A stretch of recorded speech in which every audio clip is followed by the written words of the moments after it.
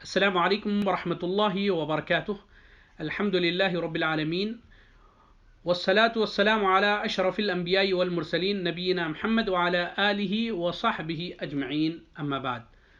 محترم سامعین اکرام، پچھلے درس میں نے آپ کے سامنے وہ کیا چیزیں ہیں جو روزے دار کے لیے جائز ہیں ذکر کیا تھا. اب آپ کے سامنے آج کے درس میں جن چیزوں سے روزہ نہیں ٹوٹتا، مثلا احتلام ہے.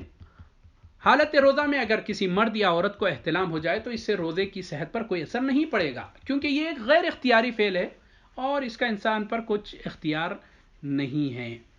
یہاں ہم کو عبداللہ ابن عباس رضی اللہ تعالیٰ عنہ اور ان کے شاگرد اکرمہ رحمۃ اللہ علیہ نے ایک قاعدہ بیان کیا ہے روزے کے ٹوٹنے کے تعلق سے کہ الصوم مما دخل وليس مما خرج. روزہ کسی چیز کے داخل ہونے سے ٹوٹتا ہے، کسی چیز کے خارج ہونے سے روزہ نہیں ٹوٹتا.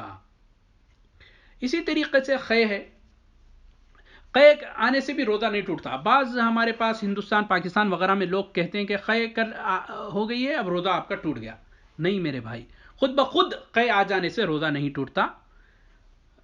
جیسا کہ ابو ہریرہ رضی اللہ تعالیٰ عنہ نے فرمایا، جس کو عمرو بن الحکم ابن ثوبان رحمۃ اللہ علیہ بیان کرتے ہیں کہ اذا قاع فلا یفطر انما یخرج ولا یولج، کہ قے سے روزہ نہیں ٹوٹتا کیونکہ کوئی چیز اس کے پیٹ سے باہر آ رہی ہے، داخل نہیں ہو رہی ہے.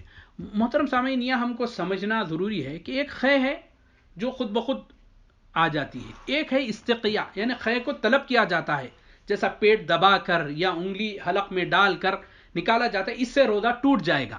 لیکن خود بخود قے جو آتی ہے اس سے روزہ نہیں ٹوٹے گا.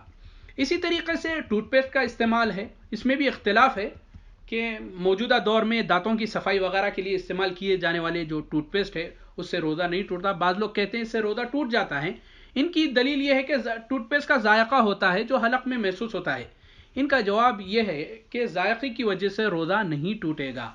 امام بخاری رحمۃ اللہ علیہ نے اپنی صحیح میں بیان کیا ہے، امام محمد ابن سیرین رحمۃ اللہ نے فرمایا لا باس بالسواک الرطب، کہ تازہ مسواک کرنے میں کوئی حرج نہیں ہے. تو ان سے کسی نے کہا کہ تازہ مسواک کا تو ذائقہ ہوتا ہے، تو آپ نے فرمایا کہ والماء له طعم وانت تمضمض به، پانی کا بھی تو ذائقہ ہوتا ہے حالانکہ آپ پانی کے ساتھ کلی کرتے ہیں.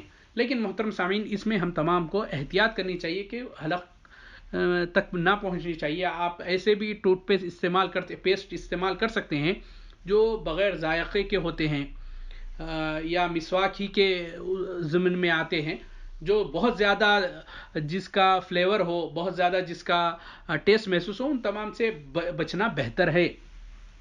اسی طریقے سے بھول کر کھانا پینا، روزے کی حالت میں اگر کوئی شخص بھول کر کھا پی لے تو اس کا روزہ فاسد نہیں ہوگا، بلکہ اس سلسلے میں جو حدیث ملتی ہے حضرت ابو ہریرہ رضی اللہ تعالیٰ عنہ سے، نبی کریم صلی اللہ علیہ وسلم نے فرمایا اذا نسي فاكل وشرب فليتم صومه فانما اطعمه الله وسقاه. روزے دار جب بھول کر کھا پی لے تو اسے روزہ پورا کرنا چاہیے، کیونکہ اللہ تعالیٰ نے اسے کھلایا اور پلایا ہے.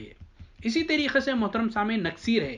نکسیر پھوٹنے سے روزہ نہیں ٹوٹتا، کیونکہ جن چیزوں سے روزہ ٹوٹ جاتا ہے نبی کریم صلی اللہ علیہ وسلم نے ان تمام چیزوں کی وضاحت فرما دی ہے. اور اگر نکسیر بھی ناقض روزہ یا ناقض صوم ہوتی تو اس بارے میں بھی آپ کا فرمان ضرور موجود ہوتا.